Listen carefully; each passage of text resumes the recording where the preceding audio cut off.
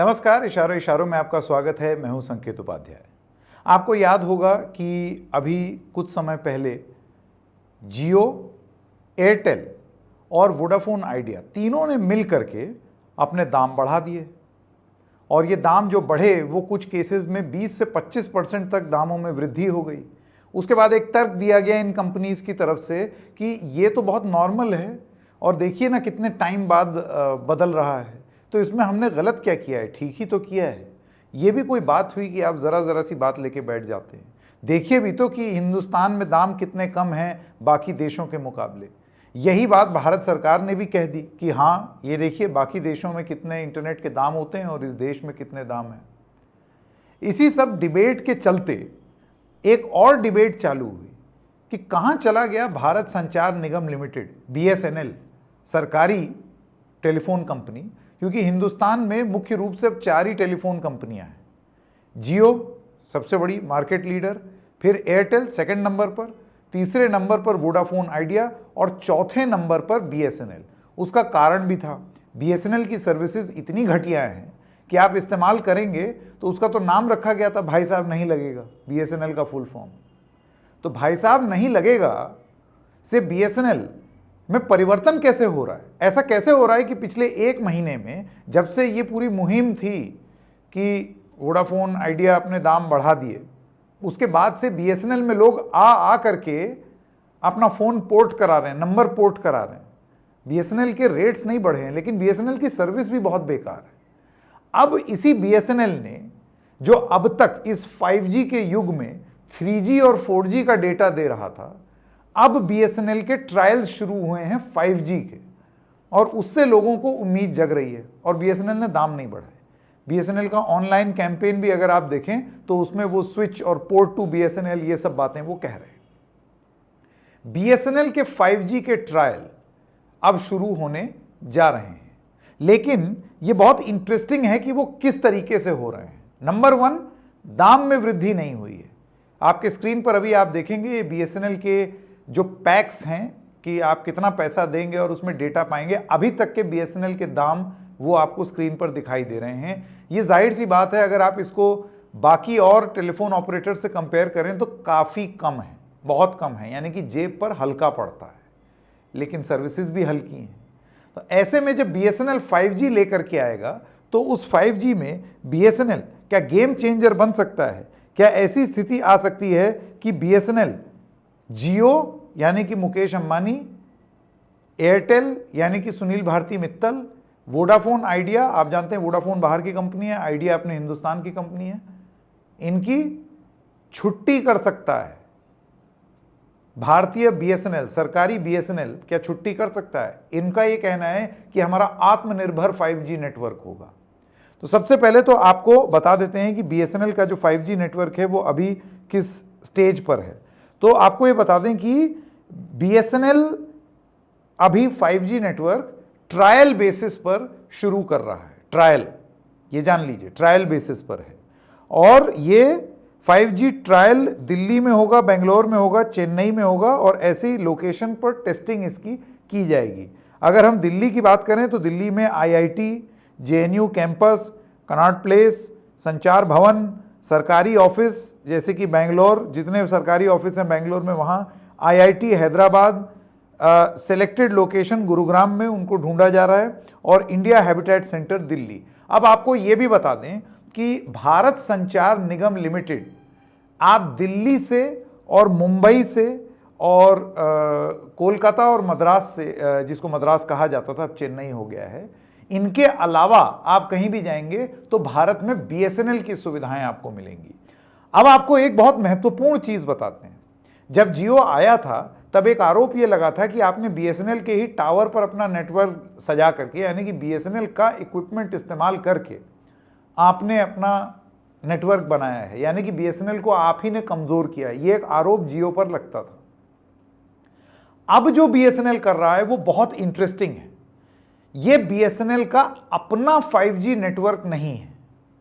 BSNL ने एक interesting चीज की है और इंटरेस्टिंग चीज ये की है कि voice over Indian communication technology enterprises यानी कि VOICE की एक रिपोर्ट है, उसके अनुसार public telecom company 5G trial को पब्लिक यूज के लिए देने के लिए तैयार है।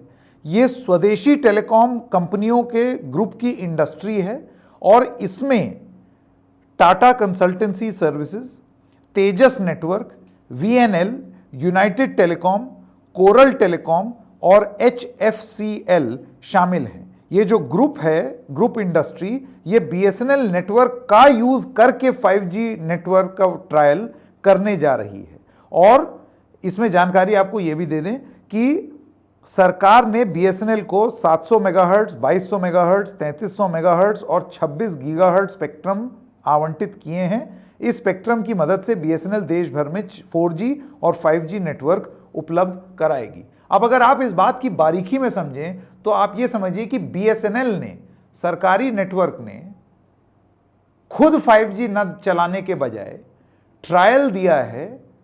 एक VOICE नाम की एक रिपोर्ट जो है उसमें यह लिखा गया है कि ट्रायल में आपने प्राइवेट, देसी कंपनी लेकिन प्राइवेट कंपनीज को यह कहा गया है कि आओ हमारा नेटवर्क यूज करो और अपना 5G ट्रायल चलाओ। चलेगा वो BSNL के नाम से, लेकिन उसको चलाएंगी ये प्राइवेट कंपनियां, जो कि आप देख सकती हैं, जिसके नाम मैंने अभी थोड़ी देर पहले लिए। उसमें सबसे प्रमुख जो है वो टाटा कंसल्टेंसी सर्विसेज है, यानी कि टाटा। अब आपको याद होगा टाटा जो है उसका भी एक इंटरनेट और फोन सर्विस हुआ करती थी जिसको कहते थे टाटा डोकोमो। अब वो तो बंद हो गया, तो नहीं चल पाया। तो टाटा की री एंट्री है ये टेलीकॉम सेक्टर में BSNL के थ्रू। तो BSNL का 5G उसका अपना 5G नहीं है, BSNL का 5G कई प्राइवेट कंपनीज ट्रायल कर रही हैं, उसके आधार पर वो 5G चलने वाला है। यहां पर एक बहुत जरूरी सवाल आता है, अगर तो प्राइस पॉइंट अफोर्डेबल है, यानी कि आप दाम अगर उसका कम रखेंगे तो हो सकता है लोग वापस BSNL में आए। भाई सब लोग जो हैं उनको 5G नेटवर्क नहीं चाहिए होता, उनको आप अच्छा स्टेबल 4G दे दीजिए तो उनको 5G ना भी मिले तो उससे कोई दिक्कत नहीं है। अव्वल BSNL के अधिकांश लोग जो हैं, जो इस्तेमाल करते हैं, वो स्मार्टफोन वाली कैटेगरी नहीं है, वो बर्नर फोन या वो जो कीपैड वाले फोन होते थे उसको आज भी गांव देहात में बहुत सारे लोग इस्तेमाल करते हैं। तो वो सर्विस अगर BSNL गांव-गांव तक दुरुस्त कर ले तो लोगों को कम पैसे में वो मुहैया करा दें तो आपका एक यूजर बेस बन जाएगा। लोग जाएंगे ही नहीं प्राइवेट की ओर, लोग BSNL ही लेंगे।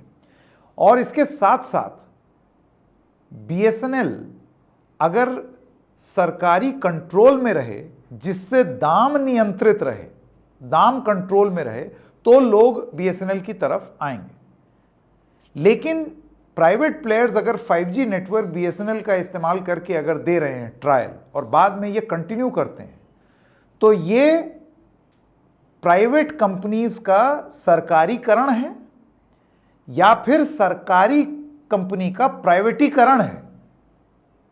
यह एक डिबेट का मुद्दा आगे बन सकता है, डिपेंडिंग कि ये 5G नेटवर्क जो है वो आगे चल के BSNL का प्राइवेटाइजेशन तो नहीं हो जाएगा। BSNL अभी तक सरकारी कंपनी है, यानी कि जहां कोई नहीं पहुंचता है वहां BSNL ने उस समय निवेश करने की सोची। प्राइवेट कंपनी क्यों सोचेगी भाई, जहां उसको ज्यादा प्रॉफिट नहीं है वहां क्यों सोचेगी। लेकिन टेली डेंसिटी पर ऑपरेट BSNL का कोर मकसद नहीं था, उसे दिल्ली मुंबई में टावर लगाना BSNL का मकसद नहीं था। आप जैसलमेर में टनोट माता के मंदिर भी चले जाएंगे ना, जो कि लास्ट मंदिर होता है और उसके बाद BSF टेक ओवर कर लेता है, फिर पाकिस्तान की सीमा है, वहां पर आपको एक ही टावर लगा हुआ दिखेगा और वो है BSNL का।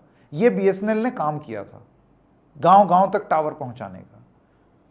तो क्या ये BSNL प्राइवेट कंपनी से काम करवाएगा, जिसमें BSNL को अपना वर्क कल्चर चेंज करना पड़ेगा क्योंकि प्राइवेट कंपनी सरकारी तरीके से काम करना पसंद नहीं करती हैं, या फिर ये फर्स्ट स्टेप है जिसमें BSNL ही प्राइवेटाइज हो जाएगा। इसके बारे में आप लोग सोचिएगा जरूर।